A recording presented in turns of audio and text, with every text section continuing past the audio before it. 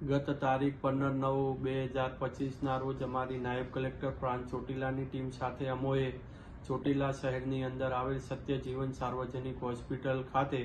કે જ્યાં sonography centre આવેલું છે ત્યાં આકસ્મિક રીતે દરોડા પાડેલ હતા. પ્રાથમિક દ્રષ્ટિએ PCPNDT એક્ટ એટલે કે preconception and prenatal diagnostic technique act 1994ની જુદી જુદી જોગવાઈઓનો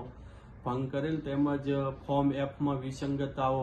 જણાઈ આવતા જે તે વખતે સોનોગ્રાફી મશીન સીલ કરી અને આગળની કાયદેસરની કાર્યવાહી હાથ ધરેલ હતી. ત્યારબાદ હોસ્પિટલના સંચાલકો અને ગાયનેકોલોજીસ્ટ તરીકે જે ફરજ બજાવતા ડોક્ટરોના નિવેદનો લઈ કેસ રજીસ્ટર કરી અને કેસ ચલાવી અને આ કેસની અંદર PCPNDT એક્ટની જુદી જુદી જોગવાઈઓનો ભંગ તેમજ સરકારશ્રીની સ્થાયી સૂચનાઓ અને આરોગ્ય વિભાગની ગાઈડલાઈન તેમજ નામદાર હાઈકોર્ટની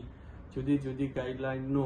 ભંગ થયેલ જણાતા આ હોસ્પિટલ ખાતે સોનોગ્રાફી મશીન માટે જે પરવાનો આપવામાં આવેલો છે એ સર્ટિફિકેટ ઓફ રજિસ્ટ્રેશન છે એ કાયમી ધોરણે રદ કરવામાં આવે છે. સાથે સાથે આ હોસ્પિટલના જે સંચાલક છે તેમજ જે ગાયનેકોલોજીસ્ટ જે ફરજ બજાવતા હતા તેઓની સામે chief judicial magistrate first class એટલે કે JMFCની કોર્ટની અંદર કમ્પ્લેન કેસ મૂકવા માટે મામલતદાર શ્રી ચોટીલાને અધિકૃત કરવામાં આવેલ છે.